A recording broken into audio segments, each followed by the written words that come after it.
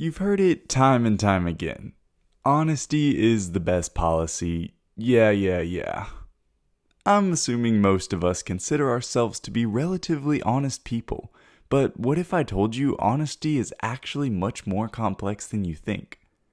This week, we dive into what an honest person really looks like and why this is one of the most important traits a person can possess.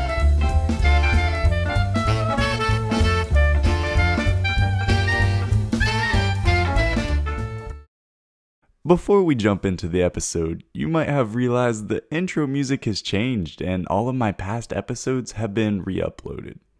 Unfortunately, the music that I used in the intro and ending of the podcast was copyrighted.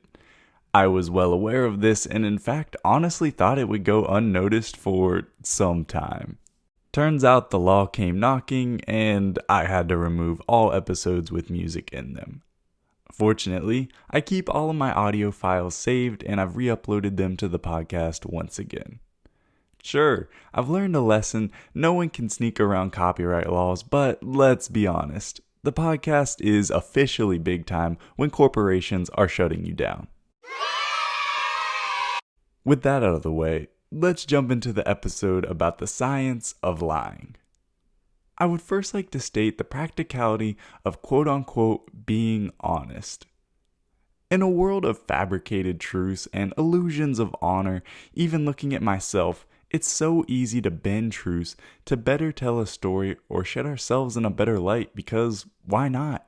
A little elaboration has never hurt anyone before, right?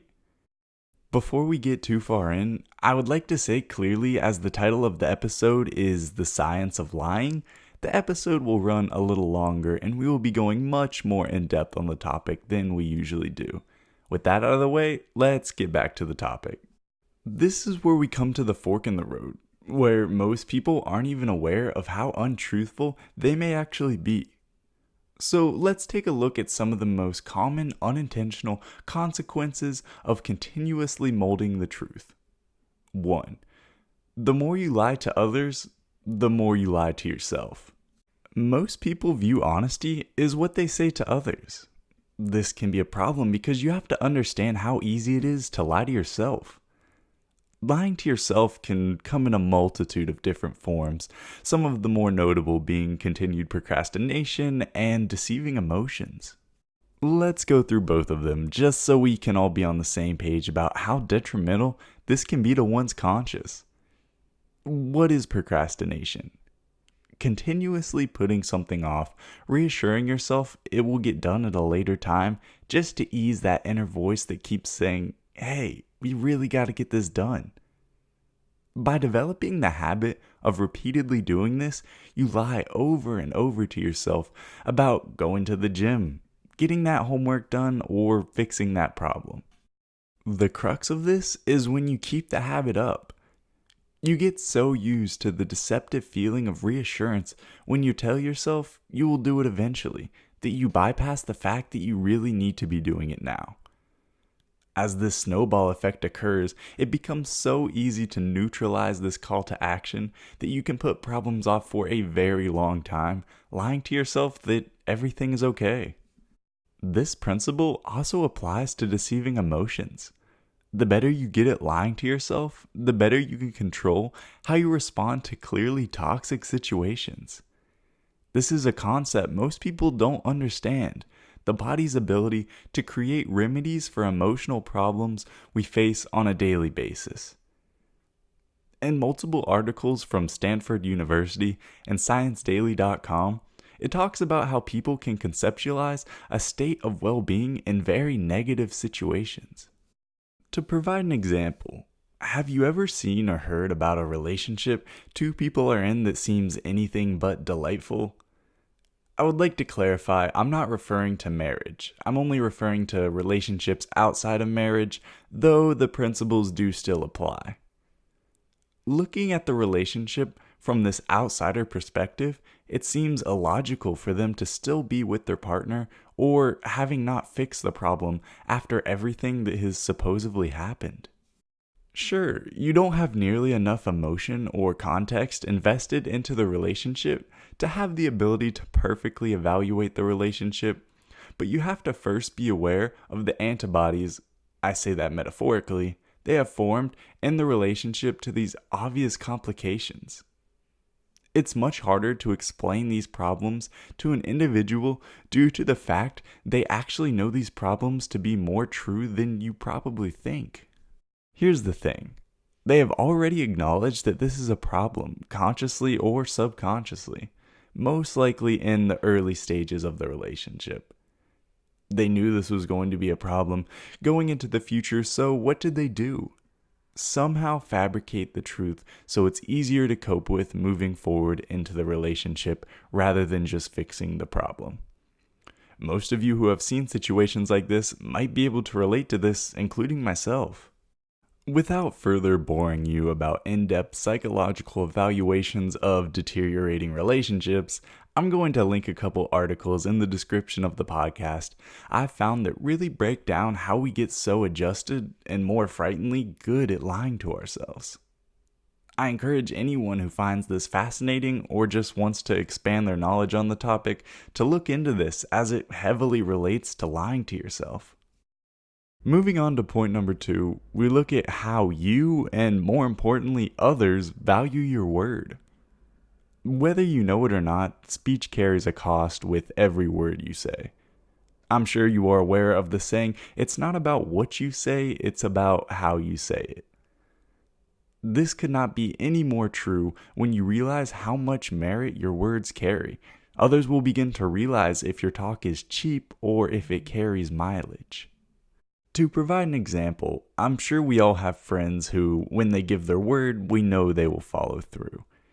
This being said, we also have friends that when they give their word, we know it's about as true as the last 100 lies they have said. The unfortunate truth to this is once someone has deemed what you say to be cheap talk, it is extremely hard to get out of this rut. All future interactions with that person usually result in quick conversations and with little to no depth. Lastly, we look at point number 3, and it's how lying will most always result in a negative exchange. Yes, before you get up in arms, there are some situations, like telling your friend you're full and don't want that last scoop of ice cream because you know they really want that last scoop of ice cream, even though you want it as well. With that being addressed, generally speaking, when you lie, you instantaneously create a web. What do I mean by that? A web. Let's say you are out with your friends and you tell a completely fabricated story about how you have picked up guitar and started to get really good at it. Sure, you have a guitar, but you haven't touched it in years. A couple weeks go by and you find yourself at a party with the same friends where they have a band playing. In the middle of the music, the singer says if anybody wants to come up and play, they're more than welcome to. Your friends shove you up on the stage, knowing you said you're really good at guitar a while ago, and they know you're gonna do great. Turns out that was a lie, and now you are in a very bad spot. Now, I would just like to say, yes, that situation is extremely unlikely, and most definitely will never happen. But you have to look at the bigger picture. When you tell these small lies, 1, you never know who will remember these details when you have long forgotten them going into the future. And 2, for the so-called smarter liars out there, you now have to create escape routes for these lies if you get asked a question or called out on them in the future. This can be an extremely difficult task, and to be honest, I think we all can speak from experience on this one. One of my favorite quotes is from Mark Twain. He said, "If you tell the truth, you don't have to remember anything." This could not stand to be more true than in the case of avoiding stress. Constantly lying, even if they are little lies, creates this web of headache and unreal expectations you have now set yourself to because you couldn't help but put yourself on an imaginary pedestal. To wrap this up, and I'd just like to give a couple bits of personal advice just in case you didn't get anything out of the past 10 minutes.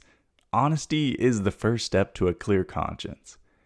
When you can not only be honest with yourself, but first with others on a consistent basis, you will catch those lies you try to slide into conversation, and the more honest you become, the harder it will hurt every time you just can't help but lie. I encourage all of you to try and be completely honest with everyone you interact with in the next 48 hours and see how many times you catch yourself mindlessly over-exaggerating or sticking your toe over the line of truth. The end result might just be more eye-opening than you think. I thank you all for joining me on this week's episode about the science of lying, and I hope to see y'all next week.